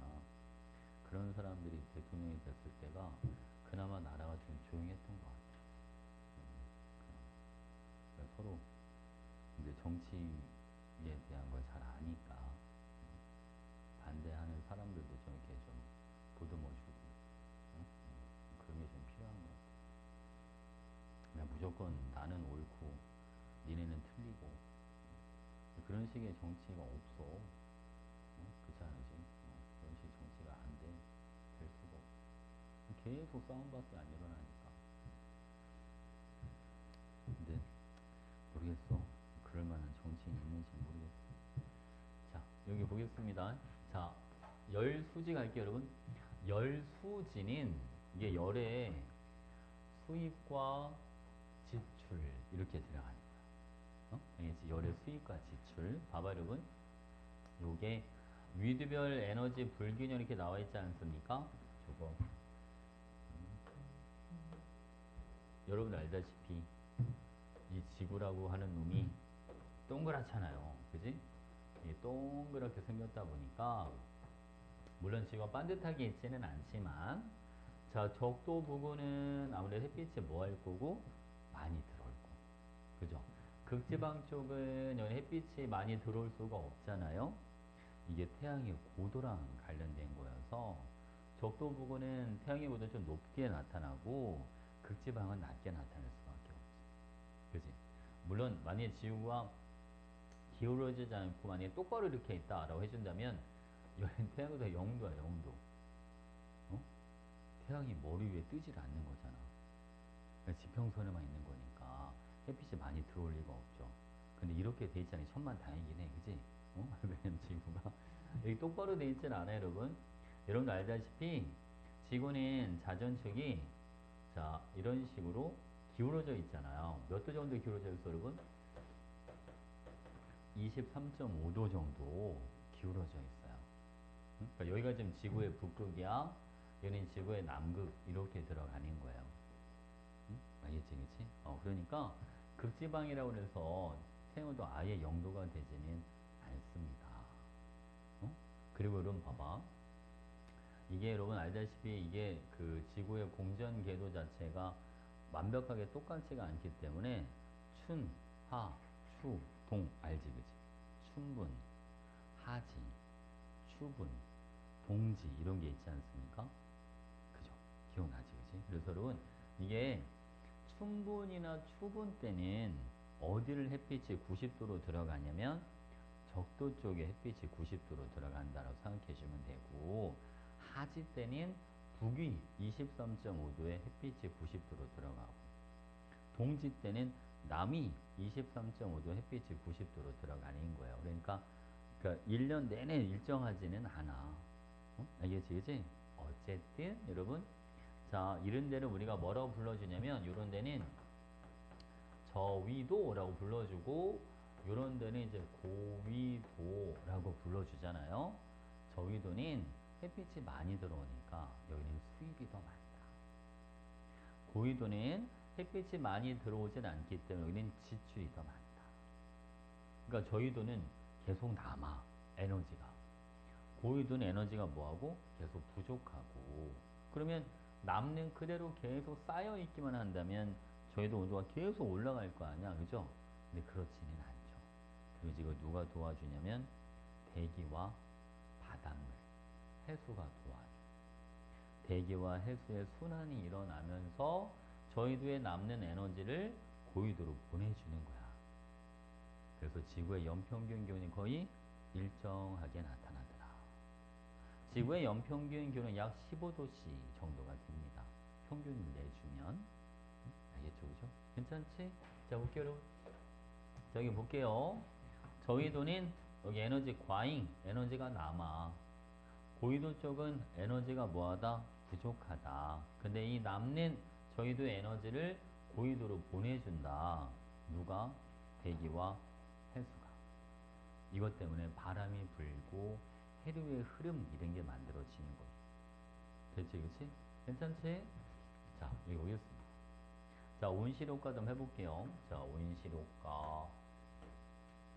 온실효과는 여러분 이게 자, 비닐하우스가 이렇게 하나 있다고 가정해 보겠습니다. 자, 비닐하우스의 비닐은 태양에서 오는 햇빛, 가시광선인 잘 통과를 시켜요. 그러면 요 내부가 따끈따끈해질 거 아니야, 그치?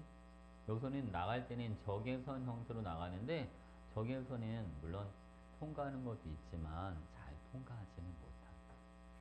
그래서 이 안에 에너지가 쌓여요. 그래서 여러분 온실 안인 온실 밖보다 온도가 뭐하게 나타납니다. 더 높게 나타나죠. 괜찮지, 그치? 그럼 바로는 이제 지구가 이제 이렇게 있다고 가정해봐요. 자, 지구가 이렇게 있으면 지구의 대기가 꽤 두껍죠. 지구의 대기는 약 1000km 정도가 되니까 꽤 두꺼워요. 여러분 이거 이제 대기층이라고 가정해 보도록 하겠습니다. 요 대기에 기체들이 있는데 이 기체들 중에 비닐과 같은 역할을 하는 기체들이 있어요. 그거를 온실가스 또는 온실기체라고 불러주는 거죠. 그래서 온실기체는 어떤 게 들어가냐면 CO2라든지 H2도 가능합니다. 뭐 메테인 가스라든지 아니면 CF, CS 이런 프레온가스 약자 이렇게 들어가는. 괜찮아요. 요런 애들이 온실가스야. 뭐 가끔 뭐 오존도 들어가기도 해요. 이런 식으로 이 중에서 가장 많은 영향을 미치는 게 CO2다. CO2의 농도가 워낙 높기 때문에. 근데 이 CO2의 농도를 키우는 게 가장 대표적인 게 누구잖아요. 화석 연료의 연소. 왜냐면 석탄이나 석유를 많이 쓰니까. 그치, 그치? 그것 때문에 CO2의 농도가 점점 커져서 사실 온실 효과 자체가 나쁜 건 아니야. 이게 아예 일어나질 않으면 기온변화가 너무 크니까 생물이 살아가기가 너무 힘들어요. 근데 이게 정도가 너무 심해지는 게 문제인 거죠. 알겠지, 그치? 이 정도가 너무 심해졌을 때를 온난화라는 표현을 쓰는 겁니다. 뭐 온난화의 문제점은 여러분 뭐 어렵진 않으니까, 그치? 지구에 온난화가 생기면 가장 큰 문제가 뭡니까? 빙하가 녹는 거. 그지? 빙하가 많이 여러분 북극이랑 남극에 있는 빙하가 다 녹았다. 그럼 해수면이 얼마 정도 상승하는 줄 알아요? 전 세계적으로 한 20m 정도 상승합니다. 그러니까 아파트로 따지면 한 7층에서 8층까지는 다 물에 잠긴다고 보면 돼. 그 남는 애들이 별로 없겠다, 그지? 저지대나 이런 데는 진짜 제대로 침수가 되겠다, 그지? 가장 대표적인 나라가 있잖아. 몰디브만 이런 데. 거기는 해수면이 워낙 낮아가지고, 그지? 걔는 빨리 이사 가야 돼. 나중엔 다 침수될 수 있으니까. 자, 이게 온난화가 심해지면 해수면이 높아지고, 해수면이 높아지면 육지가 줄어. 그럼 경작지도 줄겠지. 서식지도 줄어. 그죠? 먹을 것도 얻기가 힘들어지겠네. 괜찮죠? 오케이. 자, 보겠습니다. 아이고, 여러분, 요거는 여기 한번 보시죠. 이 수치를 외우는 게 아니라 이거는 더하기 빼기만 잘해주면 돼. 자, 이렇게 한번 들어볼게요, 여러분. 지표, 대기, 우주 이렇게 나눠서 들어갑니다. 먼저 우주부터 볼까요? 자, 우주에서는 100만큼 손실이 생겼다. 근데 자, 여러분 대기에서 반사되고 지표에서 반사돼서 얼만큼 다시 돌아온다? 30. 그치? 그리고 자 여기도 마찬가지로 지표에서 나온 거랑 대기에서 내보낸 거 합해서 70. 자 우주 입장에서 보면 100 주고 다시 100 받았으니까 0이 되는 거예요. 무슨 알겠지? 그치? 각 건별로 다 0이 돼줘야 된다. 자 대기도 한번 해볼게요. 대기 좀 양이 좀 많죠 여러분? 자 대기 입장에서 보면 대기에서 들어온 것만 한번 따져볼까요? 자, 대기에서 흡수된 거 23 이렇게 있고요. 자, 그 다음 여기 133 이렇게 있어요. 그죠? 합이 얼마가 됩니까? 23에다가 133을 더해주니까 155 이렇게 들어가네요. 그치? 자, 대기에서 빠져나간 거 한번 볼까요, 여러분? 자, 여기는 58, 그 다음 여기는 98 이렇게 들어가죠? 58이랑 98을 합해주면 저기 얼마가 나옵니까? 아 잠깐 156이네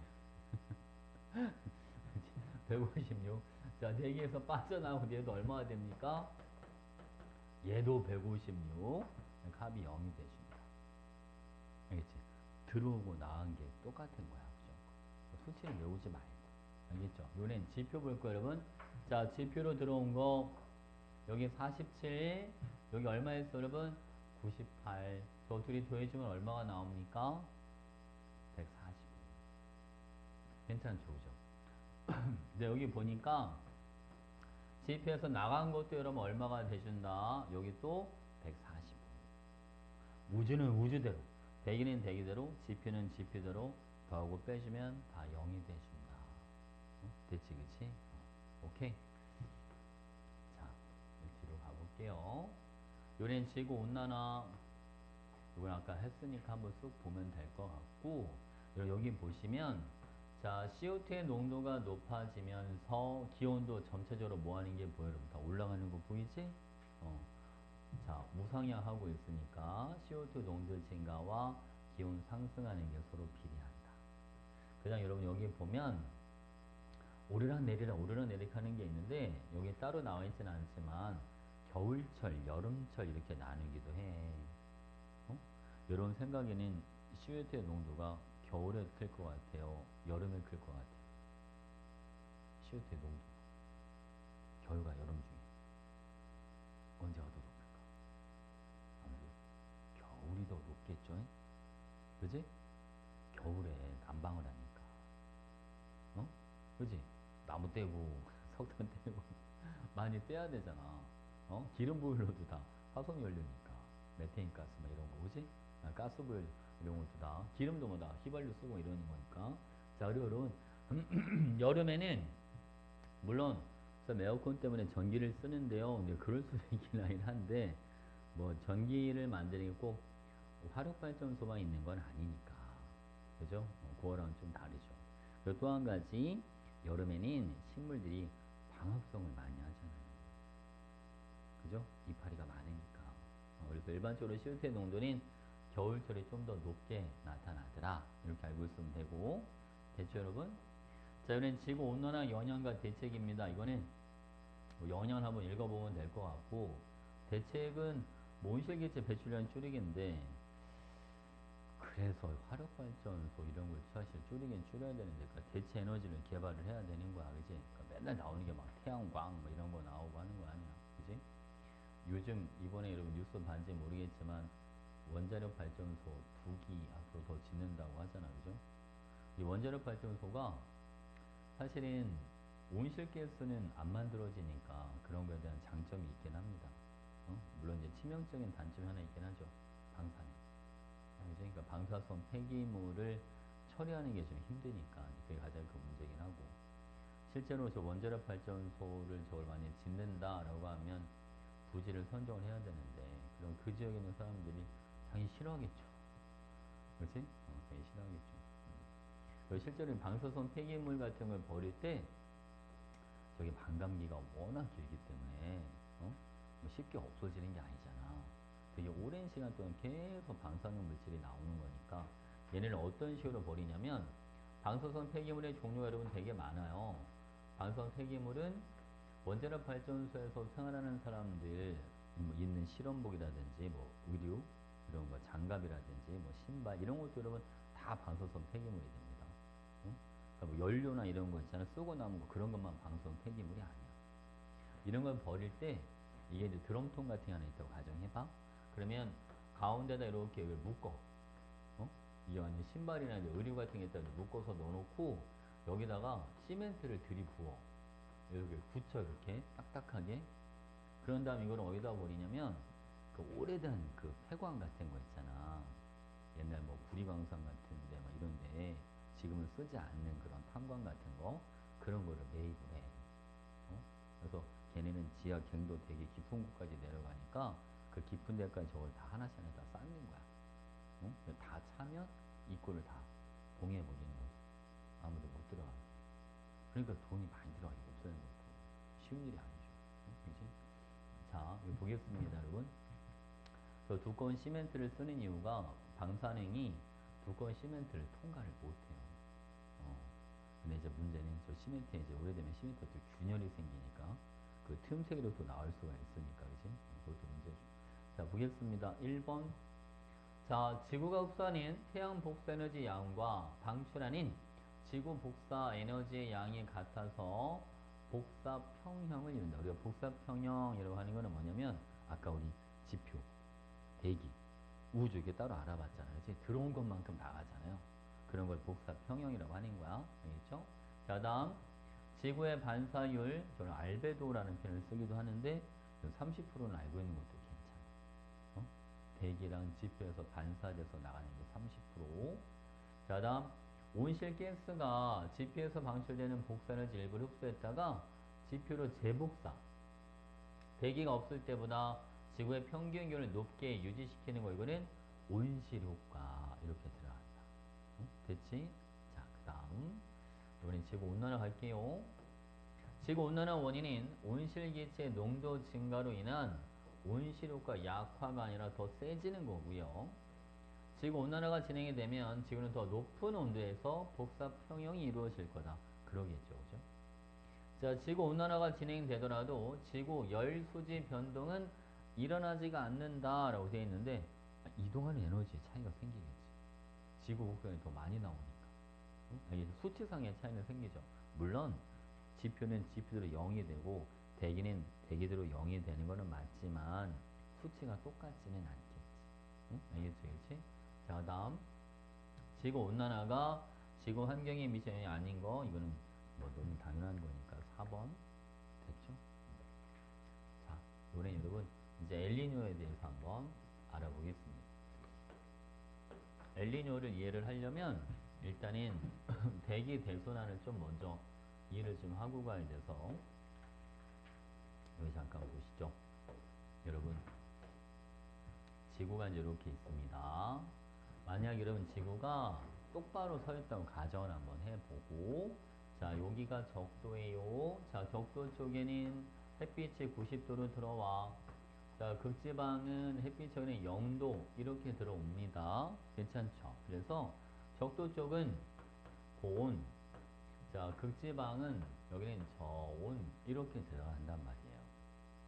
여러분 공기가 온도가 올라가면 위로 올라가요. 열팽창을 하니까 밀도가 작아져서 위로 올라가고 온도가 낮은 공기는 아래로 내려옵니다. 자, 여러분 공기가 위로 올라간다. 여기는 이런 우리가 상승기류라는 표현을 쓰고 자, 상대적으로 온도가 낮은 공기는 아래로 내려갑니다. 이런 거는 이제 하강기류라는 표현을 쓰는 거예요. 우리가 이제 기압이라고 하는 게 뭐냐면 공기가 찍어 누르는 거 이제 기압이라고 하는데 원래 공기가 찍어 누르는 거에다가 공기가 아래로 내려오는 것까지 더해지니까 여기는 고기압 이렇게 만들어지고 저기도 쪽은 여기는 저기압 이렇게 만들어져요. 그래서 여러분 북반구는 만약 자전하지 않는다면 고위도에서 저위도로 이렇게 바람이 불어오겠죠. 만약 지구가 자전하지 않는다면 지구의 북반구에서는 북풍 계열의 바람이 불어온다. 우리가 바람의 풍향은 불어오는 쪽에다가 이름을 붙여주는 거예요. 그러니까 북쪽에서 바람이 불어온다. 북풍 이렇게 되는 거야. 괜찮지, 그치? 실제로 대기 순환은 만약 지구가 자전하지 않는다면 이런 식으로 되겠죠, 여러분. 자, 이런 식으로 합시다. 바람은 고에서 저로 부니까 이렇게 내려오고 올라갔다가 이렇게 가고 이렇게 내려오는 이런 식의 흐름이 생기는 거예요. 근데 지구가 자전을 하다 보니까 이렇게 큰 흐름 하나로 생기는 게 아니라 이게 살짝 끊겨서 여기 하나 내려오는 데 생기고 여기는 또 올라가는 데가 생겨. 알겠지, 그치? 그러니까 이름이 좀 달라. 여기는 헤들리 순환, 요거는 페렐 순환, 요거는 극순환이라는 표현을 씁니다. 헤들리, 페렐, 극순환 이렇게. 알겠지, 그치? 그래서 이런 거는 온도 차이 때문에 생기는 이런 건 이제 직접 순환이야 라는 표현을 쓰고, 페렐 순환은 간접 순환이다 라는 표현을 써. 알겠지? 그러니까 얘네 온도차 때문에 생기는 게 아니라 얘가 내려가고 얘가 올라가니까 어쩔 수 없이 중간에 껴서 그냥 생기는 흐름이다. 그래서 간접 순환이야 라는 표현을 쓰는 거야. 자, 볼게요, 여러분. 이거를 이렇게 세분화 하나 더 해볼게요. 자, 지구가 이렇게 있으면 여기는 0도, 30도, 60도 이렇게 됩니다. 좀만 내릴까? 0도, 30도, 60도, 여기는 90도.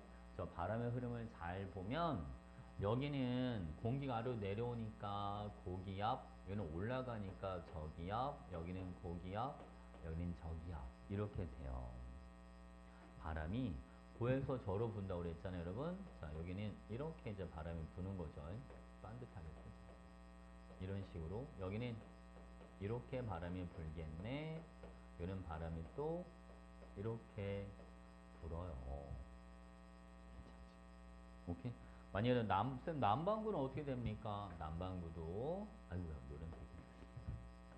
자, 남반구는 여러분 여기도 30도, 이제 60도 이렇게 있잖아요. 남이 30도, 60도, 90도 이렇게 있으면 고기압, 저기압, 여기도 고기압 이렇게 들어가는 거야. 그러니까 남반구도 바람이 고에서 저, 여기도 이렇게 불고, 여기 또 바람이 또 이렇게 부는 거예요. 됐지, 그치?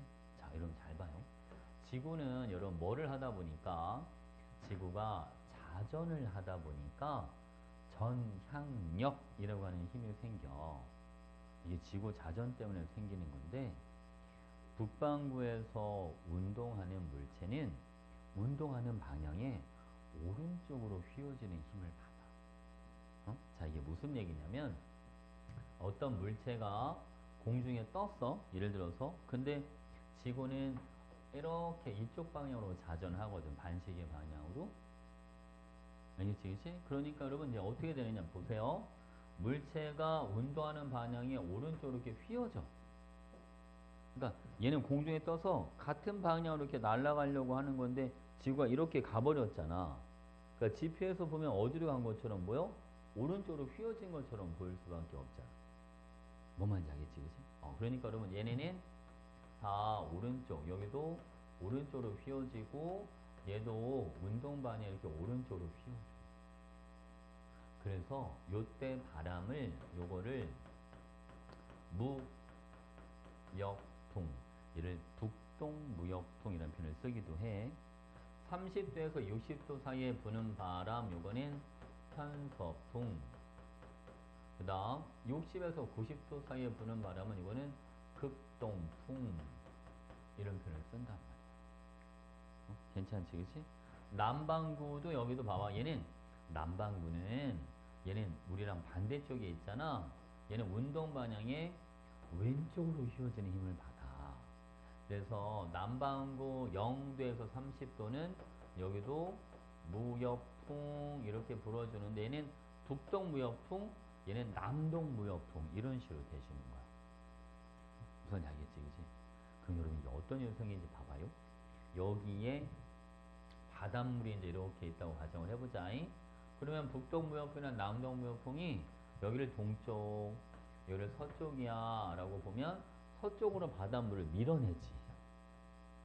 무슨 알겠지? 그지? 그렇게 해서 생기는 바닷물의 흐름이 있어. 이거를 여기는 이렇게 흘러가는 거는 북적도 해류라고 불러주고 남동부에서 이렇게 흘러가는 바닷물의 흐름은 남적도 해류 이렇게 불러줘. 여기까지 괜찮지, 그지? 자, 지금 이거를 왜 설명해 주는 거냐면 엘니뇨에 대한 설명을 좀 해주려고 좀 하고 있는 거야. 자, 여러분, 엘니뇨.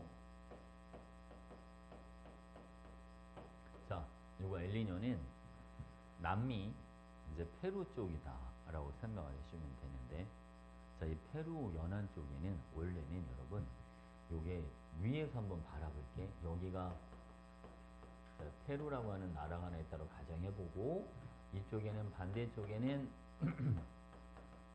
자, 인도네시아가 있다 이렇게 봐주면 돼. 응? 알겠죠? 그럼 보겠습니다. 평상시에는 북동무역풍, 여기 이제 얘는 남반구에 쓰니까 남동무역풍이지.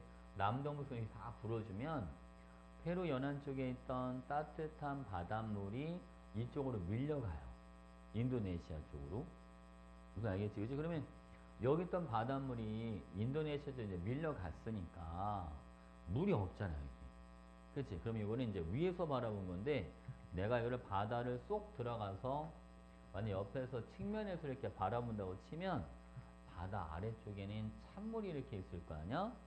이 찬물이 위로 올라와 이렇게. 여기 있던 따뜻한 바닷물이 어디로 밀려갔으니까 서쪽으로 밀려갔으니까. 무슨 알겠죠? 이런 걸 뭐라고 불러주냐면 이런 거를 이제 연안 용승 또는 그냥 줄여서 용승이라는 표현을 씁니다. 자, 여러분. 찬물이 올라올 때 마치 우리 땅을 막 해집으면 또 농사도 잘 된다고 하잖아. 그지? 그 왜냐면 이 바다 쪽 아래 영양 염류가 좀 되게 많은데 이 염류들이 같이 위로 올라오는 거야. 뭐만 알겠지, 그지? 쉽게 하면 비료 같은 게 많이 올라온다고 생각해 주면 돼. 비료가 많이 올라오니까 이거를 먹고 자라는 플랑크톤이 엄청나게 급증을 해요. 그러니까 물고기가 평상시에 잘 잡혀. 알겠지, 그지? 물고기가 잘 잡혀. 어장이 되게 좋은, 원래 어장이 형성이 되는데, 이게 원래 이제 크리스마스 즈음 해가지고, 한 짧으면 3, 4일, 한 길면 일주일 정도는 무역풍이 약화가 되는 거야. 그러면 따뜻한 바닷물이 인도네시아 쪽으로 안 가. 여기에 따뜻한 바닷물이 그냥 멈춰 있어. 여기에 머물러 있어. 그러니까 용성이 안 일어나니까. 비료 공급이 안 되니까 플랑크톤이 잘 안 생겨. 물고기가 잘 안 잡혀. 그리고 또 한 가지, 여기 따뜻한 물이 많으면 날씨가 흐려져. 구름이 많이 생기니까 비도 많이 내리고. 무슨 알겠죠? 그러니까 비도 내리는 데다가 물고기도 많지도 않으니까 이제 어민들이 굳이 물고기 잡으러 나가질 않을 거 아니야. 그지? 그래서 원래 엘니뇨라고 하는 게 원래 그리스도 아이라는 뜻인데 크리스마스 즈음해서 비 내리고 물고기 안 잡히고 하니까 아 이게 그리스도 아이가 이제 그런 의미가 그런 거야. 하느님이 그동안 고생했으니까 좀 며칠 좀 쉬어라. 근데 그렇게 좋은 의미로 이제 받아들인 거야. 무슨 알겠지, 그지? 아 이제 휴가 기간이다 이런 식으로. 근데 이게 한 일주일 정도 휴가가 주어지면 괜찮은데 이게 점점 길어지기 시작을 하는 거야. 보름을 넘어가더니 막 한 달 가까이 막 비 내리고 물고기도 안 잡히고 아니 어민들이 한 달 가까이 물고기 안 잡히면 먹고 사는 게 막막해질 거 아니야. 그지? 이제 축복이 아닌 게 돼버린 거야. 뭔지 알겠죠? 자, 이게 여러분 그래서 왜 엘니뇨가 그 기상이변의 얘기로 이제 많이 나오냐면 이게 짤막할 때 막 3, 4일, 일주일 정도 때는 이게 막 기상이변 이런 걸로 들어가지 않았었는데 이게 기간이 길어지면서 이제 기상이변 쪽으로 이제 넘어간 거야.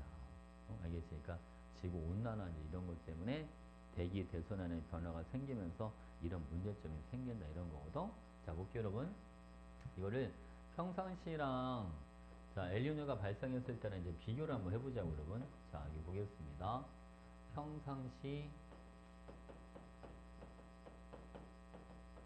평상시에 남미, 자, 페루 쪽은 날씨가 맑아요. 날씨가 맑고, 자, 어장도 좋은 어장이 형성이 되고, 응? 알겠지, 그치? 근데 여러분, 이때는 무역풍이 제대로 불어줄 때고, 엘니뇨가 발생하는 이제 원인은, 요거는 이제 뭐가 약하기 때문에, 무역풍이 약해졌을 때 엘니뇨가 나타나는 거고, 이때는 날씨가 뭐하다? 날씨가 흐려. 날씨가 흐리고 어장도 잘 안 만들어지고 비가 많이 내리고 염류도 풍부하지가 않으니까 여기는 좋은 어장 형성이 되는데 여기는 어장 형성도 잘 안 된다. 이렇게. 어? 사실은 어장도 어장이지만 가장 큰 문제는 날씨 변화예요. 알겠죠? 자, 이렇게 되면 여러분 여기만 그런 게 아니라 만약 반대로 인도네시아 쪽은 원래는 비가 많이 내렸었어. 평상시에는 따뜻한 바닷물이 많이 왔으니까. 근데 따뜻한 바닷물이 안 오니까 가뭄이 들기 시작하는 거야. 비가 안 오고. 무슨 이야기했지, 그지? 그래서 원래 비가 많이 오던 적인데 비가 안 오고 가뭄이 든다고 생각해봐. 그러니까 그런 걸 기상이변이라는 표현을 쓰는 거지. 무슨 이야기했지, 그치? 오케이. 이거 반대도 있어. 라니냐라고 하면서 라니냐. 이거는 무역풍이 너무 셀 때. 알겠지? 무역풍이 너무 셀 때. 그때는 라니냐라는 표현을 써. 자, 여기 보겠습니다. 여기 봐봐, 여러분. 아이고, 어디가. 자, 엘니뇨 발생 과정. 자, 태평양 적도 부근에서 부는 무역풍이 평상시보다 뭐 할 때? 약할 때. 동태평양의 따뜻한 해수 이동이 뭐한다? 약해진다. 그러면 페루 쪽에 용성이 약화된다. 즉 찬물이 안 올라온다. 그러니까 수온이 높아지게 되고 수온이 높아지니까 표층 수온이 올라가서 엘니뇨 발생하면 뭐도 많이 온다. 여기는 안 오던 비가 많이 내리게 된다. 무슨 알겠지, 그치? 괜찮지? 외우려고 하지 말고 그냥 좀 이해만 하면 될 것 같은데, 그치? 여기 대기 대선 아까 쌤 해준 거 헤들리, 테렐, 극수량 이렇게 나뉘는 거 알겠지? 이렇게. 라니냐도 나와 있지, 그치? 라니냐는 엘니뇨의 반대. 이런 무역풍이 뭐 할 때? 너무 셀 때 나타나. 괜찮지? 오케이. 자, 여기까지는 다 했어, 여러분. 엘니뇨가 미치는 영향, 이것도 한번 읽어보면 될 것 같아요. 기상 이변과 관련된 것들. 자, 여기는 사막화인데, 여러분, 사막은 왜 만들어지는 거냐면, 이거는 무조건 증발량과 강수량의 차이로 사막화는 설명을 하는 거예요. 증발량이 강수량보다 뭐 할 때? 더 많을 때. 그때 사막이 만들어지는 거예요. 무슨 알겠지, 그치? 근데 여러분, 우리가 생각할 때 사막이 적도 부근이 온도가 높으니까 적도에서 사막이 많이 존재할 것 같지만 안 그래요. 적도는 저위도가 많이 발달하기 때문에 날씨가 흐린 날이 많아요. 비가 많이 와. 그 적도 지역에는 사막이 거의 없다고 보면 되고 어디에 사막이 많냐면 30도 때. 북위 30도, 남위 30도. 요 30도 때 대부분 사막이 분포하고 있다라고 봐주면 돼요. 위도 30도 때는 아까 대기 대해서 고기압이 발달한다고 그랬잖아. 고기압이 발달하면 날씨가 맑은 날이 많으니까 그러니까 증발량이 더 많은 거예요. 응? 알겠죠? 자, 볼게요, 여러분. 이거 지금 내가 한 거 아닌 것 같은데. 이거 내가, 그치. 자, 볼게요, 여러분. 위도 30도 때 보면 여기에 여기 사막들 쭉 보이는 거 보이죠? 남반구도 여기 봐봐. 30도 때 여기에 주로 사막이 분포하는 이유가 바로 그것 때문에 그런 거야. 저기는 날씨가 맑은 날이 많아서 증발량이 더 많다. 뭐보다? 강수량. 괜찮지, 그치? 오케이. 자, 여기 보면 여러분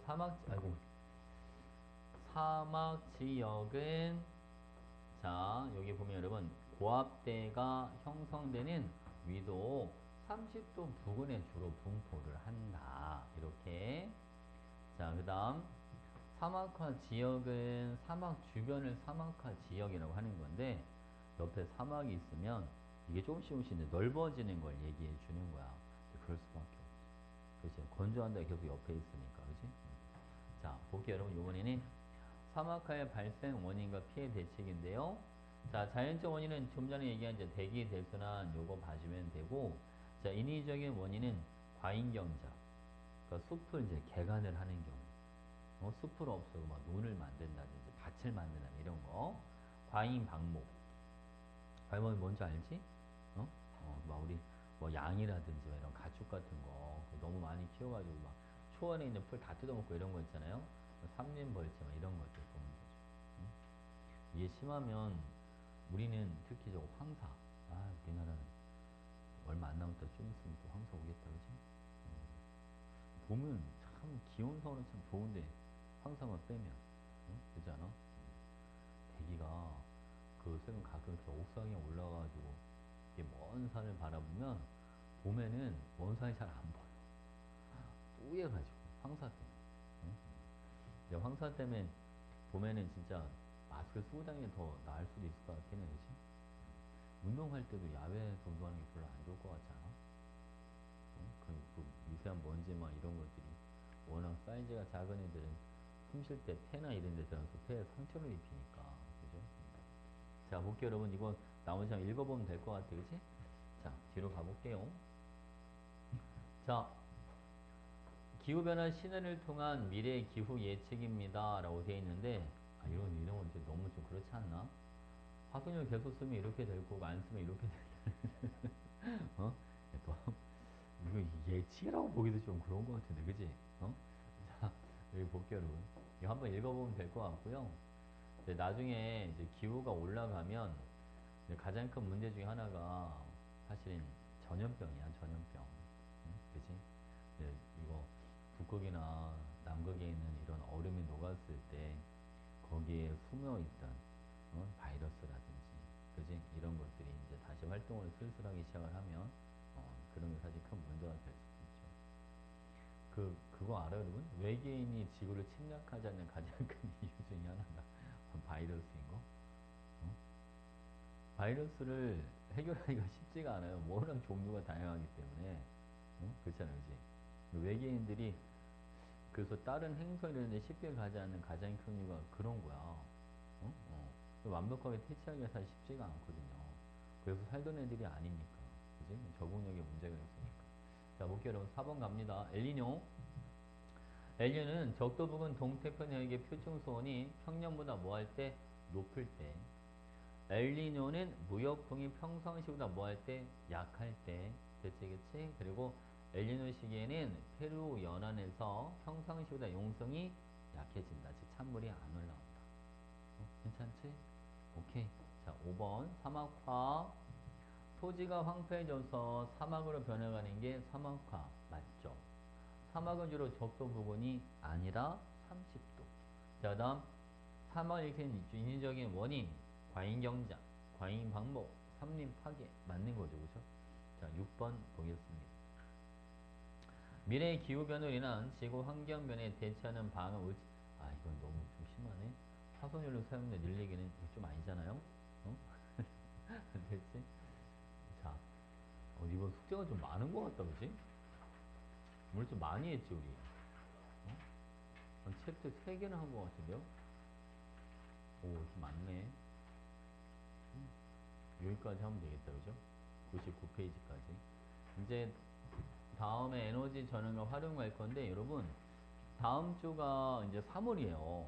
그지? 그래서 3월 1일 날은, 3월 1일까지는 진도를 좀 더 나가고, 그럼 그 다음 주 3월 8일이잖아요? 아니지. 맞지. 3월 8일부터는 앞으로 다시 갈 거예요. 그래서 다른 교재로 본격적인 시험 대비 들어갈 거야. 알겠지? 이제 그 교재는 여러분들 사가지고는 아니고 쌤이 이제 학원 자체 교재를 따로 줄 거야, 이제 그때부터. 알겠죠? 이렇게 고생했어, 여러분.